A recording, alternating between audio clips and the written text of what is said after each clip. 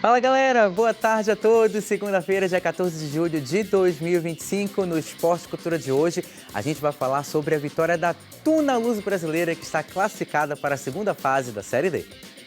Eu confio muito nos meus atletas, no meu trabalho. O Leão empatou fora de casa, mas está de volta ao G4 da Série B. Vamos ter que lutar para ganhar esses 3 pontos. O Paysandu protagonizou um jogo cheio de reviravoltas e garantiu um empate em casa.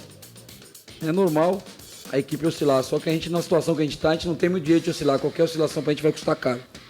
Isso e muito mais agora no Esporte Cultura. Sejam todos muito bem-vindos a mais uma edição do Esporte Cultura. Lembrando que você pode participar do programa conosco no nosso número de WhatsApp que está aparecendo aí na tela e também no QR Code que está aparecendo no topo da sua televisão. Estou de volta depois de 15 dias de férias. Queria agradecer a todos que mandaram mensagem para mim durante o período. Mentira, tá? Ninguém mandou mensagem, só o pessoal aqui da Cultura mesmo. Hoje, Esporte Cultura aqui com o Marquinho Belém. Boa tarde, Marquinho. Boa tarde, Matheus. Seja bem-vindo novamente. Obrigado, Marquinho. E o Bruno Barbosa. Boa tarde, Bruna. Satisfação. Boa tarde, Matheus, Marquinho, toda a galera que está acompanhando a gente também. Estamos de volta agora revigorados, 15 dias de folga, muito lazer, curtição e também de futebol. A gente começa o programa de hoje falando sobre a Tuna Luso Brasileira. A Águia do Souza protagonizou o melhor jogo desse final de semana. Classificada e com 100% de aproveitamento em casa e com vitória de virada. Bora conferir na reportagem. O Pará tem características únicas. A chuva que cai todo final de tarde, o tacacá sendo indispensável no calor e o Mangueirão sendo palco de um repá. E o estádio do Souza lotado no sol quente de domingo. E que domingo! Com ingressos a preço promocional, o estádio do Souza viu torcedores cruzmaltinos chegarem em peso. A Tuna embalada pela presença da torcida e pelo sol escaldante. Entrou em campo com a missão de vencer o investimento financeiro.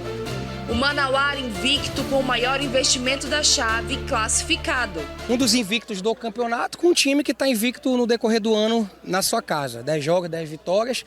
E vamos fazer força com esse grande adversário, o maior investimento, um dos maiores da Série D, o maior da nossa chave, mas eu confio muito nos meus atletas, no meu trabalho, no que a Tuna Luso vem fazendo, na ambição que a Tuna Luso tem nesse campeonato. E a gente espera conseguir sair hoje vitorioso e com a nossa classificação antecipada para a segunda fase. E estava errado? Claro que não. O técnico realmente confiava no elenco cruzmaltino para buscar a classificação dentro de casa. A Águia Guerreira do Souza dominou as ações desde o início e manteve a posse de bola durante boa parte do primeiro tempo.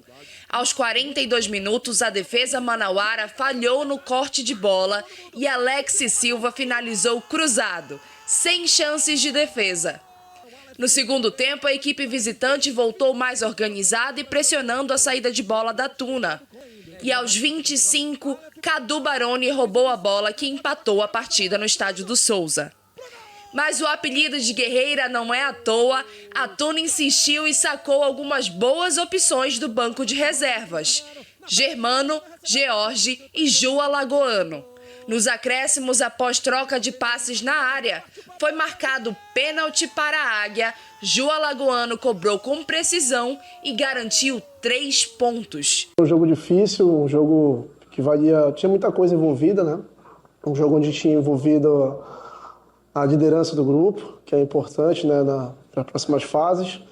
E o mais importante é a classificação. Então foi um grupo que mostrou seu valor, que mostrou que a gente está fechado, está unido. A Tuna lidera isoladamente o Grupo A com 24 pontos e mostrou mais uma vez que o futebol vive de aura. E essa é uma das maiores características da Tuna Luso Brasileira de 2025.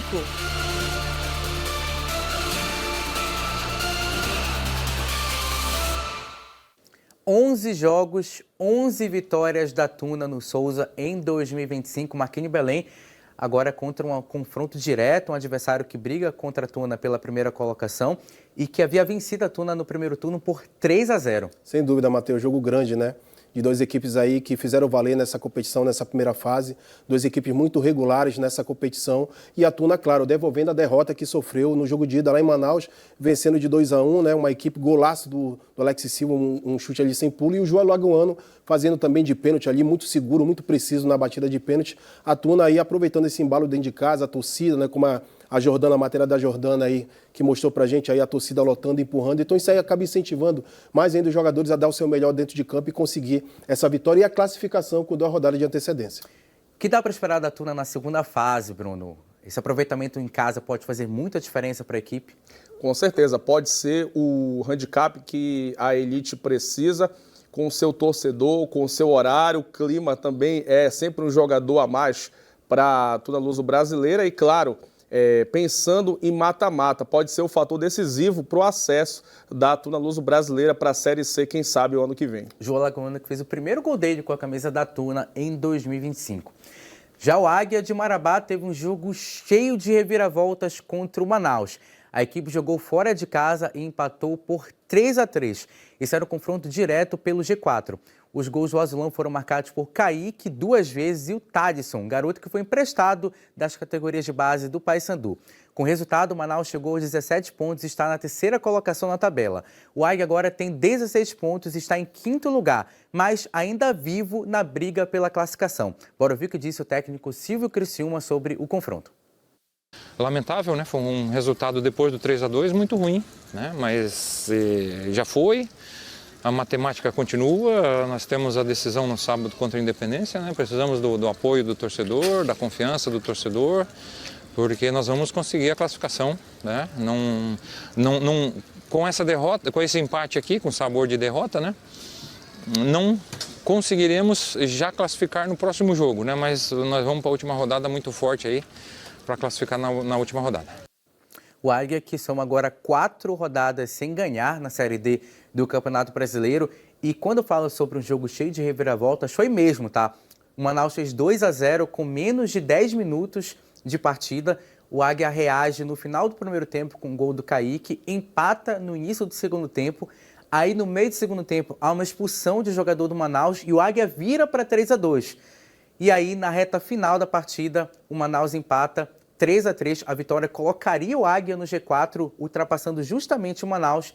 Mas com o empate, o Águia segue em 5º e embolou tudo, inclusive, lá no grupo, Marquinhos. Sem dúvida, mas ainda depende só do Águia. O Águia que, infelizmente, ele está nessa situação por conta dessas oscilações, né? Quando não erra no começo do jogo, erra no final, né? E foi o que aconteceu nesse jogo. Errou tanto no início como no final, e aí acabou desperdiçando, né, uma partida que poderia ter vencido pela circunstância que foi, né, ter virado, né, um jogo que estava perdendo de 2-0, e aí com o jogador a mais, então falta um pouco mais de experiência, um pouco mais, né, de tranquilidade, reter mais essa bola, valorizar um pouco mais essa bola, mas enfim, já passou, como o treinador falou, agora tem 2 jogos importantes pela frente, só depende do Águia, esperamos que o Águia possa fazer aquilo que fez no início da competição, que foi 2 vitórias e um empate para conseguir essa classificação. Olha como está a situação. Tuna e Manauara já classificados, Tuna 24 e Manauara 23. O Independência, que perdeu para o Maitá, inclusive na rodada, o Maitá que não havia vencido por ninguém, tem 18 pontos, o Manaus tem 17, o Águia tem 16, o Trem tem 15 e o Gás tem 14. Ou seja, a diferença do 4º lugar, Manaus, para o 7º, que é o Gás, é de apenas 3 pontos. E o Águia está nesse bolo aí. Enfrenta na próxima rodada o Independência, ou seja, se ganhar, ultrapassa o Independência e entra no G4. E na última rodada joga contra o Gás, fora de casa, Bruno. O Águia que precisa de gás, né, pelo trocadilho. Sim. Mas é bem interessante porque o Águia vive esses altos e baixos, mas é uma coisa que até já falei um pouco no programa da Rádio Cultura no Esporte 93. A sensação que passa é que o Silvio, ele tem uma casca e consegue, apesar dos altos e baixos, fazer o Águia ser um time competitivo. O Águia não mantém uma regularidade, mas, por exemplo, o Águia já levantou taça esse ano, né? O Águia na Copa Grão-Pará. Então, eu acredito que o Águia ainda possa se classificar, não só porque depende de si mesmo, mas porque tem condições, né? Provou isso contra o Manaus. Por pouco não venceu o jogo fora de casa. E conhecemos os semifinalistas da Série A2 do Campeonato Paraense. No Seju, Amazônia e Paragominas ficaram no empate por 0-0 no tempo normal. E como a primeira partida havia terminado empatada por 1-1, a decisão foi para os pênaltis e vencida pelo Amazônia. O Urumajó foi o outro classificado após bater a União Paraense por 1-0 em Augusto Corrêa. O gol da vitória foi marcado por André Farias. O Canaã, que já havia derrotado o Tapajós Marajó na primeira partida por 2-0, venceu o segundo jogo por 3-0 lá no CT do Caxanhal. Os gols foram marcados por Camilo, Felipe Vigia e o Davi Cohen. E o São Raimundo voltou a vencer o Ituperanga. Vocês acompanham os gols aí do São Raimundo. Após ganhar o primeiro jogo por 1-0, o Pantera derrotou o Crocodilo por 3-2 no Mangueirão, com gols marcados por Iago Tipizal, Tássio e Tadson. Matheus e também o Júnior fizeram para o Itupiranga. Assim, as semifinais da Série A2 do Campeonato Paraense serão entre Canaã e São Raimundo e Amazônia contra Urumajó. E quem vencer desses confrontos garante vaga para a elite do futebol paraense. Marquinho, te chama a atenção a presença de algum time e a ausência de outro? O Paragominas de ter ficado de fora, que é uma equipe que sempre se prepara com muita antecedência, né? Querendo ou não, uma equipe aí que já brilhou no Campeonato Paraense, já disputou o Campeonato Brasileiro da Série D, pelo segundo ano consecutivo não consegue, no ano passado bateu na trave e esse ano nem isso, né? Então, e a surpresa para mim é o Urumajó, né? De lá de Augusto Corrêa, que eu fico até feliz porque, assim, time que tem a sua casa, que tem um estádio, tem que disputar um campeonato, né? Então, Augusto Corrêa fez o certo. Primeiro, ter um estádio para depois ter um time. Né? E na maioria é o contrário. Cria um time, mas aí muitos times ficam jogando por aí, não tem sua casa própria. E aí a gente fica aí nessa expectativa pelo Urumajó, que está fazendo uma grande campanha e pelo estádio que tem, merece, sem dúvida, estar na elite do futebol paraense. Robson Melo, que é o treinador do São Raimundo. Robson Melo, que já havia feito um trabalho excelente no Bragantino no Campeonato Paraense de 2025, segue esse bom trabalho no São Raimundo, que busca retornar à elite do futebol paraense depois de 6 anos, contra outros times que recentemente estiveram também disputando o campeonato, como é o caso do Amazônia e do Canaã, e tem o Urumajó, que vai tentar disputar a elite pela primeira vez, Bruno. É o famoso mister, né? O Robson Melo, que coleciona aí bons trabalhos, tem aí no São Raimundo o Iago Tipizal, que é aquele volante box-to-box e que inclusive vem fazendo gols nos últimos jogos. Então é um dos destaques dessa equipe que é muito rápida e sabe não só propor o jogo, mas também sair no contra-ataque. Agora, bora falar do Clube do Remo, que o Leão foi até Santa Catarina com o objetivo de vencer e conquistar 3 pontos para retornar ao G4 da Série B. Spoiler, o Leão tá no G4, tá? Bora conferir na reportagem. No apagar das luzes, o Leão arrancou um empate contra a Chapecoense dentro da Arena Condá e hoje figura entre os 4 melhores times da Série B. Jogando em casa, a Chape buscou mais o ataque e teve as principais chances do primeiro tempo. Marcelo Rangel se tornou mais uma vez o grande nome da equipe azulina, parando os ataques de Marcinho, Rafael Carvalheira e Giovani. Uma primeira parte muito fraca do Remo, portanto, sobre o ponto de vista defensivo, tivemos muita dificuldade em controlar quer o jogo exterior e interior do adversário. Nunca fomos uma equipa compacta, portanto, mesmo com bolas de descoberta, o bloco estava muito alto e deu que o adversário explorasse e atacasse melhor a profundidade. Tivemos alguma dificuldade e nessa situação nos primeiros 15 minutos valeu-nos o Marcelo realmente. É evidente que ele está lá para isso, mas nós queremos evitar que ele trabalhe tanto e nesse aspecto o Marcelo salvou-nos em 2 ou 3 situações que o adversário conseguiu nos agredir. Na volta do segundo tempo, gol relâmpago. Aos 27 segundos, Mailton cruzou para a pequena área e encontrou Rafael, que não desperdiçou a oportunidade. Mas aos 23, o VAR chamou e alertou para um possível cartão vermelho. Dito e feito, Bruno Matias foi expulso por falta em Pavani.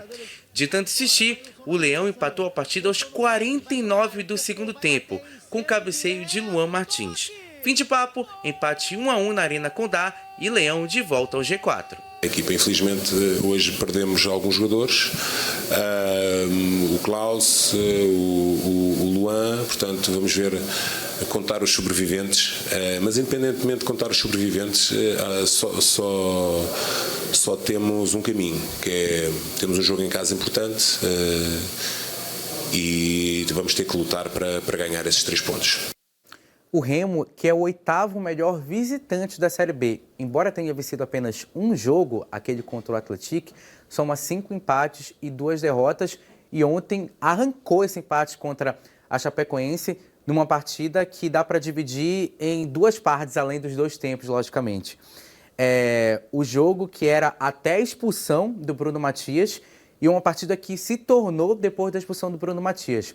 Porque embora o Remo estivesse perdendo por 1-0, a gente acompanhou na reportagem, a Chapecoense havia tido outras oportunidades de ampliar o placar, o que aumenta ainda a importância desse ponto conquistado pelo Remo num jogo que, em vários momentos, o time ficou mais próximo da derrota do que somar pontos, Marquinhos. Exatamente, Matheus. Eu acho que faltou um pouco mais de atenção nesse início do segundo tempo, até pelo que o Remo sofreu no primeiro tempo. Era um jogo que, se não fosse o Marcelo Rangel, o jogo já tinha definido no primeiro tempo, né? E o Remo pecando, tá num balanço defensivo. Porque se você parar para pensar, o gol já saiu da forma que no primeiro tempo a equipe da Chapecoense já estava fazendo. Nesse lance do Marcelinho cara a cara com o Marcelo Rangel, é uma inversão de jogada. E o balanço defensivo do Remo muito, né, demorado. E foi assim o gol, né, no início do segundo tempo, uma virada do Giovanni Augusto, né, que pega ali o jogador aberto, faz o cruzamento e vem o gol. E aí vem a expulsão, foi quando o Remo conseguiu, né, não por imposição, mas pela situação que a Chapecoense fosse para trás, e aí começou a jogar, ter mais posse de bola, veio as mexidas também. O que eu acho, assim, Matheus, é que ainda falta mais convicção para o treinador Antônio Oliveira. Ele ainda não acertou o time do Remo, apesar dos desfalques que teve. Mas eu acho que ainda tem algumas peças que, na minha opinião, está num momento melhor. A gente sabe que não está no dia a dia lá, mas a gente ainda conhece até bem melhor o elenco do Clube do Remo do que ele próprio. Então acho que está faltando um pouco mais de convicção dele escolher as melhores peças para que o Remo ele possa ser um time mais competitivo e mais equilibrado nas partidas, não só dentro de casa, mas fora de casa também. O Remo que, embora esteja no G4 até o final do programa de hoje, pode perder essa posição ao final da rodada, porque ainda vai ter jogo do Cuiabá e jogo do Avaí.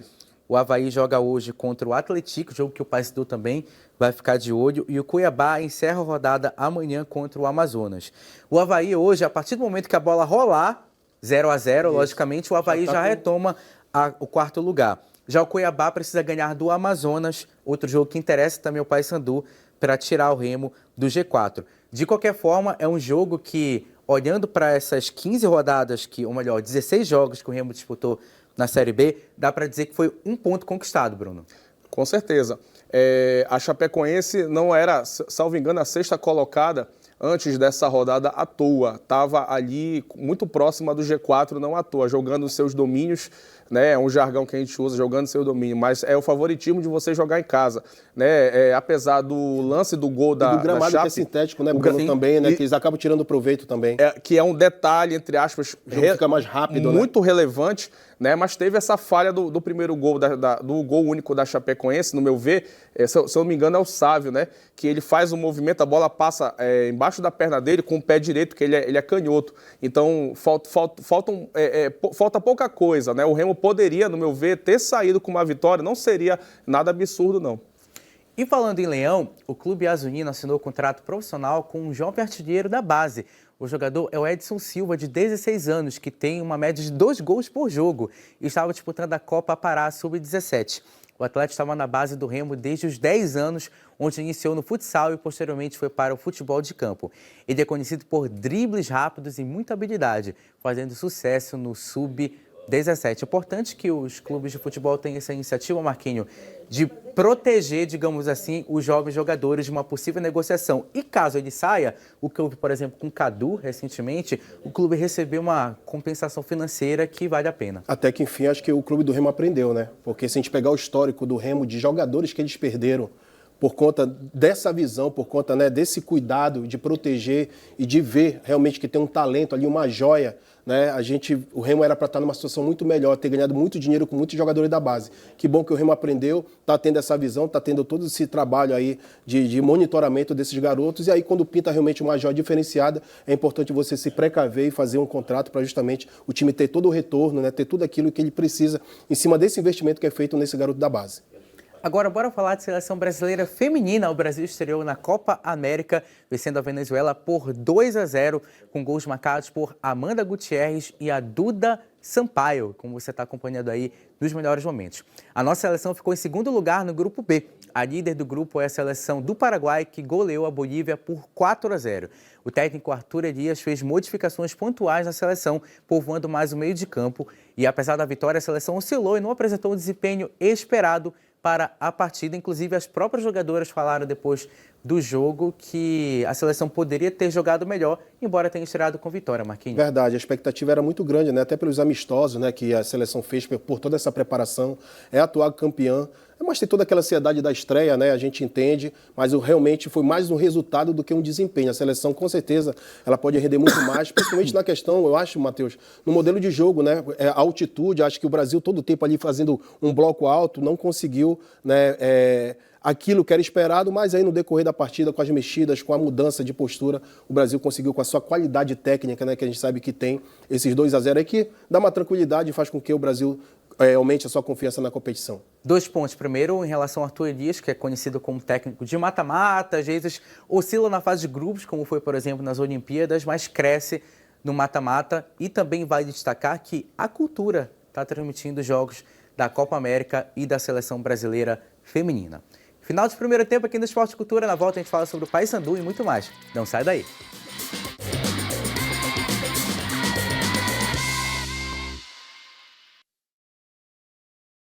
Estamos de volta com o Esporte Cultura para falar sobre o Paysandu. Com a Curuzu lotada, o Paysandu fez uma partida cheia de altos e baixos e reviravoltas, mas conseguiu um ponto diante do Atlético Goianiense. Bora conferir na reportagem. A Curuzu foi palco de um duelo quente e cheio de reviravoltas. Paysandu e Atlético Goianiense empataram por 2-2 em um jogo que teve de tudo. Golaços, polêmica, VAR e tensão até o último minuto. O Atlético, mesmo fora de casa, começou pressionando e criou boas chances, que foram frustradas por Gabriel Mesquita. A pressão virou gol aos 27, quando Marcelinho arriscou o rasteiro de fora da área e abriu o placar. E foi na raça que saiu o empate. Lateral na área, desvio de Garcês e Rossi apareceu livre para empurrar para o gol. Tudo igual aos 40 do primeiro tempo. Mas, no apagar das luzes, o VAR entrou em cena. Pênalti marcado em lance duvidoso entre Brian Borges e o camisa 9 goiano. Na primeira cobrança, Gabriel Mesquita pegou, mas o juiz viu invasão e mandou voltar. Na segunda tentativa, Marcelinho não desperdiçou e o Dragão foi para o intervalo em vantagem. Depois que a gente conseguiu, a gente estava melhor no final do primeiro tempo, né? Empatamos, tivemos condições de fazer mais a violência do pênalti, né? Assim, discutir pênalti ou não pênalti, não dá para discutir, eu não vi a imagem ainda. Eu acredito que o VAR está lá para analisar. O que acontece, né, que eu já passei por isso, quando o árbitro está no VAR, tem muito mais laço do que o árbitro está apitando, o VAR apita o jogo. Né? Talvez se fosse o Marcelo de Henrique no campo e o Kleber no VAR, o Kleber ia falar, Marcelo, eu acho que foi pênalti. Não, eu vi que não foi nada e pronto. Ele ia seguir o que ele pensou. Agora, quando tem esse desnível do árbitro estar no VAR para quem está apitando, normalmente o VAR acaba apitando o jogo, a decisão do VAR prevalece. A questão do pênalti que voltou é factual, não tem o que falar, se o invadiu tem que voltar, não tem jeito, isso é um fato, não dá para brigar com a imagem. E o lance do pênalti, também não vou falar que não foi pênalti, porque eu nem vi o lance. É o que tenha sido pênalti, né? O VAR chamou. Só que é o que eu te falei. Desde que o Marcelo estivesse apitando, ele ia narrar o lance. Olha, teve um contato, eu cheguei na suficiente para marcar o pênalti e segue o jogo. No segundo tempo, outra postura. Com menos de um minuto, Anderson Leite, que entrou no intervalo, recebeu livre na área e deixou tudo igual. 2-2. A torcida inflamou, o Paysandu cresceu, teve mais posse, mais volume, mas não conseguiu transformar isso em gols. Com o empate, o Paysandu chega a 5 jogos de vencibilidade sob o comando de Claudinei Oliveira, mas ainda amarga a 18ª posição dentro da zona de rebaixamento. É normal a equipe oscilar, só que a gente, na situação que a gente está, a gente não tem muito direito de oscilar, qualquer oscilação para a gente vai custar caro. Então a gente sofre o gol, o adversário teve várias chances, o Gabriel fez grandes defesas ali, né? Nós não tínhamos finalizado, a primeira finalização foi do Ronaldo, já estava 1-0, se não me engano. Então foi diferente do que a gente fez em outros jogos, que a gente está sempre finalizando, incomodando o adversário, chamando o torcedor junto com a gente. O torcedor mesmo assim não abandonou, mesmo a gente jogando mal, apoiou. A gente sofre o gol e a gente criou uma coragem que deveria estar tendo desde o começo do jogo, né? De pressionar os caras, de levar o jogo. O segredo é levar o jogo para o campo do Atlético. O Atlético é uma equipe muito técnica, né? Então você tem que tirar o jogo do teu campo e jogar no campo dele. Como? Às vezes não deu para sair bonitinho, sair tocando. Joga uma bola na lateral para disputa, ganha o lateral, tira o time de trás. Nosso gol saiu de um arremesso lateral, por exemplo. Então faltou isso, né? A gente foi insistindo em jogar, às vezes, um jogo mais picado, né? E a gente teria que usar mais o espaço, tentar levar o jogo para o campo deles, acho que faltou isso. Independentemente dos resultados do final da rodada da Série B, o Paysandu não vai sair da zona de rebaixamento em mais uma ocasião. Marquinho, eu estava até conversando em off com vocês, dá para considerar que, levando em consideração as dificuldades que o jogo apresentou para o Paysandu, se o time não tivesse nessa situação que hoje está na zona de rebaixamento, dá para considerar o resultado um empate positivo? O empate um resultado positivo? Sem dúvida, Matheus, até porque vai ser assim muito difícil você conseguir vencer todos os jogos dentro de casa. Né? Vai acontecer, como o Remo já empatou dentro de casa. Né? Agora, na situação que o Paysandu está, realmente é uma derrota um empate como esse. Né? Ainda mais da forma que o Paysandu jogou, que o Claudinei, né, muito lúcido, colocou aí, né? Foi um time que não teve tanta posse de bola, foi um time que não soube fazer a leitura do jogo, né, para justamente empurrar a equipe do Atlético Goianiense, que é muito técnica realmente, para dentro do seu campo, né? Enfim, alguns jogadores que não apareceram, teve alguns desfalques também, mas aí é uma situação que o Paysandu vai ter que superar, não tem jeito, tem que conseguir o resultado, né? Levantar a cabeça, vem o próximo jogo pela frente e aí corrigir os erros e encaixar também algumas peças que ficaram faltando aí nesse time para... Eu ainda vejo que o meio de campo ainda precisa ter um jogador de mais pegada, né? Um jogador de mais criatividade ali também para conseguir organizar um pouco mais esse ataque e os alas que vêm de trás também aparecendo como elemento de surpresa. E o pênalti, Bruno? Não, brincadeira, né? O pênalti acontece milhões de vezes em todos os jogos, aí Série B, Série A, Série D, e eu concordo totalmente com o Rossi, né, que falou também depois do jogo, né? Para marcar um pênalti daquele, você tem que marcar pênalti toda hora que acontecer isso é falta, faltas mais fortes no meio do campo, por exemplo, que o VAR não vai entrar, só entra quando é vermelho, não são marcadas, então assim, aquilo que ele falou também eu concordo com ele, um árbitro de maior nome, quando está no VAR, ele acaba tendo um peso maior, até para influenciar o árbitro de campo. Ele não quer se queimar, digamos assim. Então, se ele tem um cara experiente lá no ouvido dele, olha, vem olhar aqui a tela que para mim foi pênalti, então ele vai seguir. Mas para mim nada houve. Paysandu realmente amarga aí perder 2 pontos em casa, merecia a vitória. Marquinhos, o lance do pênalti. É aquilo, é interpretativo. Isso vai muito do achismo de cada árbitro, entendeu? Num lance como esse. Isso aí acontece muitas vezes, principalmente em bolas paradas, não só escanteio, mas as faltas laterais também. Então isso aí vai muito de um árbitro para o outro. Infelizmente não é uma coisa assim que é coerente. Né? De repente a gente vê todos os jogos sendo marcado. Então, na opinião dele, aquela carga ali foi suficiente. Para mim também o jogador valoriza, que faz parte do futebol, não tem jeito, ele está ali, tudo, ele sente o contato e tal, faz toda aquela cena. Mas, enfim, a interpretativa, infelizmente, dessa vez foi contra o Paysandu e aí o Paysandu acaba perdendo 2 pontos dentro de casa. E a invasão foi justo o árbitro ter voltado, tá? Que o Ronaldo de fato invade e participa aí da jogada no rebote. Aí sem contestação. E chegou ao fim o Mundial de Clubes da FIFA. O Chelsea foi o grande campeão. Uma intertemporada de 15 dias, né, para recuperar as energias. E aí, dia 4, a gente está de volta, se Deus quiser. Valeu, Matheus. Justo. Forte abraço. Uma semana abençoada aí para todos nós. Valeu, Marquinhos. Obrigado, Bruno, pela participação no Esporte Cultura. A todos que nos acompanharam até agora, você fica com Sem Censura Pará. Tchau.